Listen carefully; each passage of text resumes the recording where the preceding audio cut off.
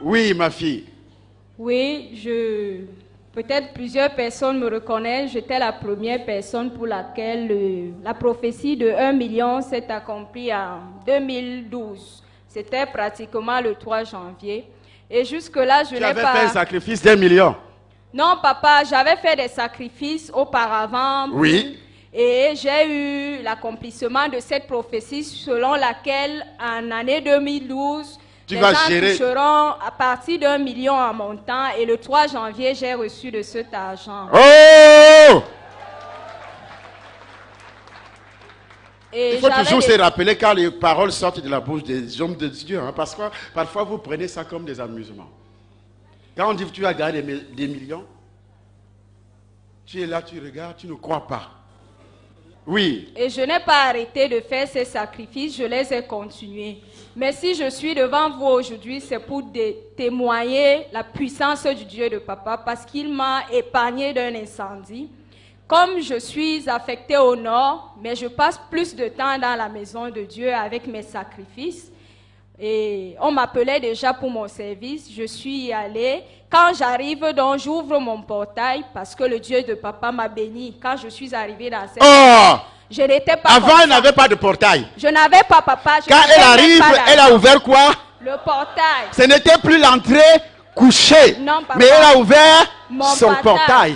Toi aussi, tu vas ouvrir ton portail. Mais à condition que tu t'habitues à faire comme elle. Les sacrifices. On n'ouvre pas les portails parce qu'on a trop prié. Parce qu'on a reçu Jésus. Mais la révélation dit le sacrifice. Sans sacrifice, tu n'ouvres pas le portail. Sinon, tu vas toujours ouvrir une porte qui fait tchorororo, qui fait gnon. Tu dors dedans, tu vois quelqu'un qui passe sur la route. Mais quand il y a déjà un portail, tu ne peux plus voir la route. Hein? Il y a d'abord le portail. Après le portail, la porte centrale. Après la porte centrale, la chambre du patron. Amen. Jésus a dit, vous aurez des maisons.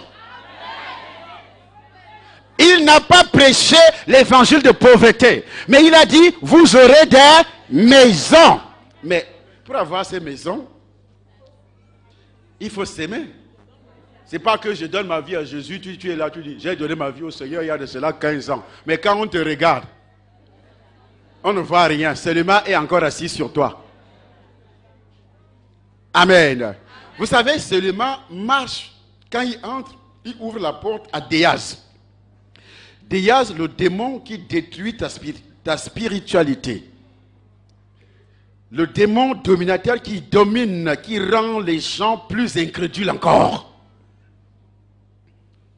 Déaz t'empêche de croire à un évangile qui parle de la prospérité. C'est pour cela au Cameroun, on disait, ça c'est un évangile de prospérité. N'écoutez pas, c'est l'évangile. Mais l'évangile, c'est la prospérité. Des riches qu'il était, il s'est fait pauvre pour nous enrichir. L'évangile, c'est la prospérité. Je ne sais pas comment on a lu la Bible dans notre pays. À l'envers. Quand Jésus arrive, il trouve que tu es possédé. Il fait quoi? Il te délivre. Quand il trouve que tu es malade, il fait quoi? Il te rend libre, il te guérit. Quand il trouve que tu es pauvre, il fait quoi? Il t'enrichit. Est-ce que Jésus doit te laisser dans ton état initial? Si une personne est en Christ, elle est une nouvelle créature. Les choses anciennes sont passées. Ce qui veut dire la pauvreté est passée. La misère est passée. Le célibat est passé. La maladie est passée. Le manque d'argent est passé. Le rejet est passé. Le manque d'élévation professionnelle est passé. Les querelles dans le foyer sont passées. La mendicité est passée. Les dettes sont passées.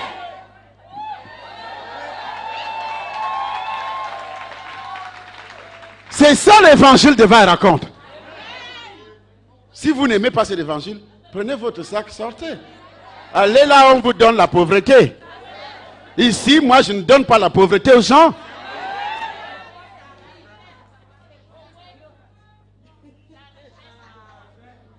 Quand tu viens ici étant malade, tu dois repartir guéri.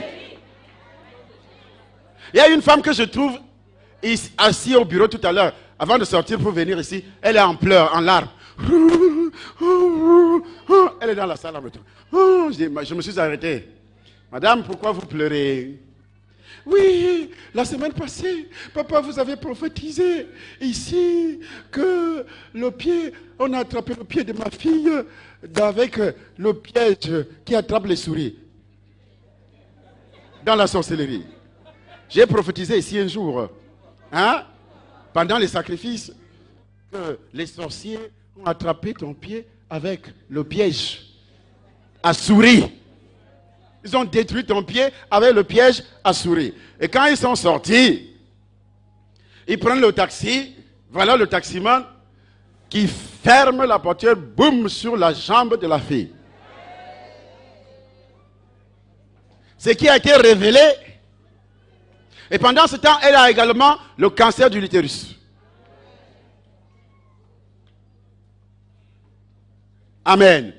Elle a été condamnée par les sorciers.